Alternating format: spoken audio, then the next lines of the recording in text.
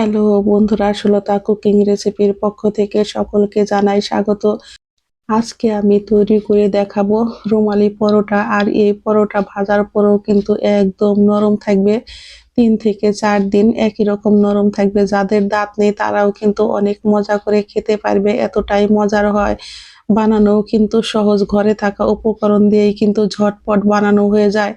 আর এই পরোটাগুলো দেখতেই পারছেন বন্ধুরা কতটা পরিমাণে নরম হয়েছে। আমার পরোটা কিন্তু গরম, তারপর আমি একটু হাত দিয়ে আপনাদের ভাঁজ করে দেখাচ্ছি। ভাঁজ করার পরে কিন্তু একদম মুঠ হয়ে যায়। আর দেখতেই পারছেন এটা কতটা পরিমাণে সফট হয়েছে, আর ভিতরেও কিন্তু হয়েছে একদম পাতলা। প্রত্যেকটা পুরি কিন্তু এইভাবে হাত দিয়ে খোলা যায় ছিঁড়ে, দেখে অবশ্যই বুঝতে পারছেন। আর এইরকম পরোটা তৈরি করতে চাইলে বন্ধুরা ভিডিওটা স্কিপ না করে আমার সঙ্গেই থাকুন।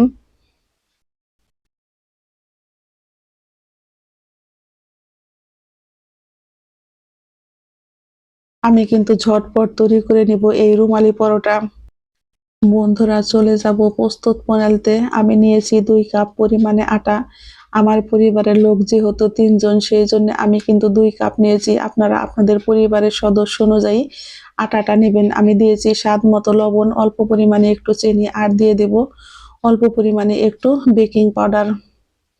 এখন আমি দিয়েছি 1 চা চামচ পরিমাণে সাদা তেল। সমস্ত উপকরণ দিয়ে কিন্তু আমি এইভাবে হাত দিয়ে বেশ ভালো করে আটাটাকে আমি মেখে নিব।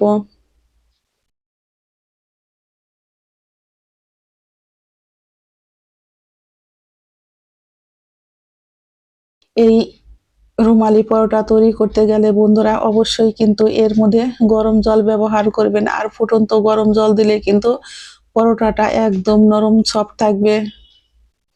আমি এখানে দিয়েছি ফুটন্ত গরম জল। এখন আমি একটা চামচ দিয়ে এটাকে কিন্তু খুব ভালো করে মেখে নেব। যেহেতু ফুটন্ত গরম জল দেওয়া বন্ধুরা, আপনারা কিন্তু এর মধ্যে সরাসরি হাত দেবেন না, তাহলে কিন্তু হাতটা পুড়ে যেতে পারে। সেই জন্য এরকম চামচ বাকি একটা কাঠি ব্যবহার করবেন। এগুলো কিন্তু আমার ঠান্ডা হয়ে গেছে। এখন আমি হাতের সাহায্যে খুব সুন্দর করে মেখে নিব।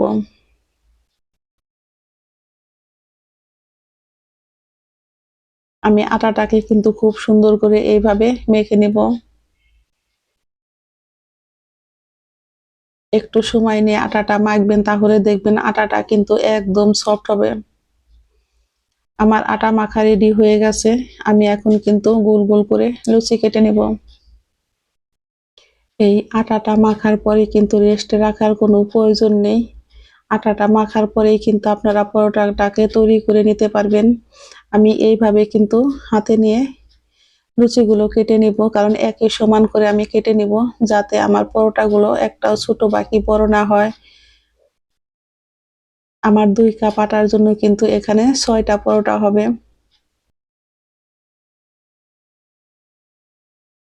এখানে আমি ছোট্ট একটা মিক্সিং বোল নিয়েছি। তার মধ্যে দিয়ে দেব আমি 2 চামচ পরিমাণে কর্নফ্লাওয়ার।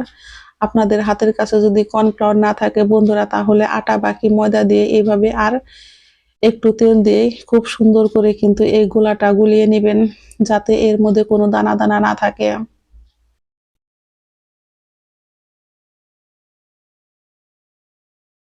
আমি এটাকে কিন্তু খুব সুন্দর করে গুলিয়ে নিয়েছি। একদম পাতলাও না আবার একদম ঘনও না, দেখতেই পাচ্ছেন। এটা এক সাইডে রেখে দেব।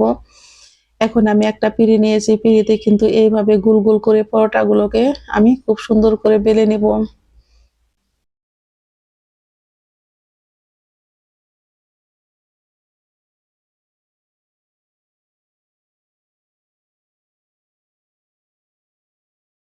আমার একটা রুটি কিন্তু রেডি হয়ে গেছে। এখন আমি এই গোলাটা দিয়ে কিন্তু খুব সুন্দর করে চারদিকে মেখে নেব।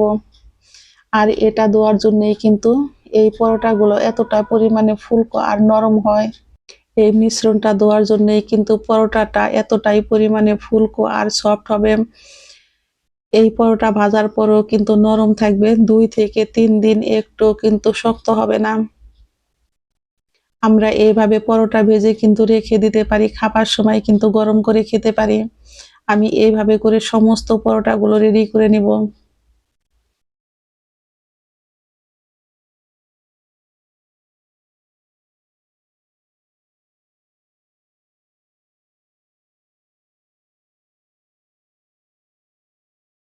এই রুটিটা কিন্তু কোনো গোল হওয়ার প্রয়োজন নেই, কারণ যেহেতু আমাদের পরোটার ভাঁজটা হবে। আমি আবারও কিন্তু মিশ্রণটা এখন দিয়ে দিব। আর আমি কিন্তু দুইভাবে দেখাচ্ছি। মিশ্রণটা দেওয়ার পরে এখন আমি দিয়ে দিব এর উপর দিয়ে আটা। আটাটা দিয়ে কিন্তু আমি এইভাবে হাত দিয়ে চারিদিক মেখে দিব। আবারও দিয়ে দিব আমি এই মিশ্রণটা।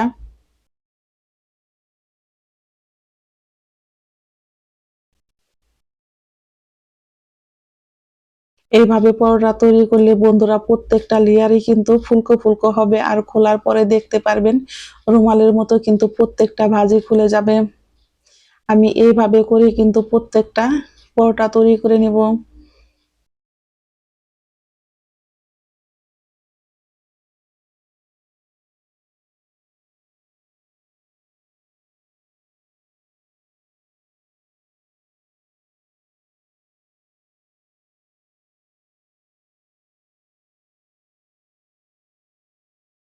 প্রত্যেকটা পরোটার ভাঁজ কিন্তু আমার রেডি হয়ে গেছে। এগুলো আমি পিঁড়িতে এখন বেলে নেব।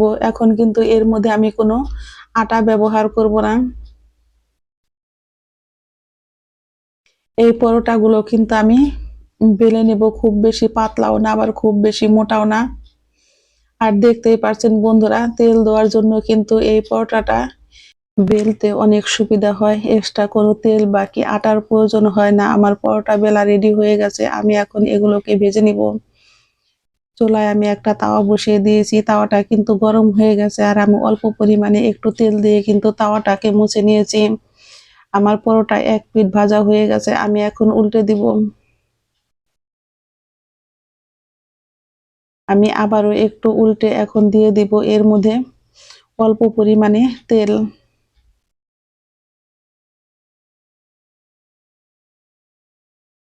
তেলটা দেওয়ার পরে কিন্তু বন্ধুরা দেখতেই পারছেন পরোটা কিন্তু এইভাবে ফুলতে শুরু করেছে। আর প্রত্যেকটা পরোটাই কিন্তু এরকম ফুলকো ফুলকো হয়েছে, একদম বলের মতো। আমি এইভাবে করে কিন্তু সমস্ত পরোটাগুলো ভেজে নামিয়ে নেব। পরোটাগুলো আমার ভাজা হয়ে গেছে। আমি নামিয়ে পরিবেশন করে দেখাচ্ছি। বন্ধুরা দেখুন পরোটাগুলো কতটা পরিমাণে সুন্দর হয়েছে।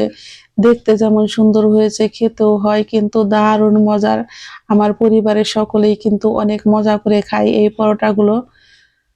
আপনারা একবার হলো এই রুমালি পরোটা ট্রাই করে আমাকে কমেন্ট বক্সে জানাবেন যে কার কেমন লেগেছে। আর দেখতে যেমন সুন্দর হয়েছে, খেতেও হয়েছে কিন্তু সেই স্বাদ দারুণ মজার। ধন্যবাদ।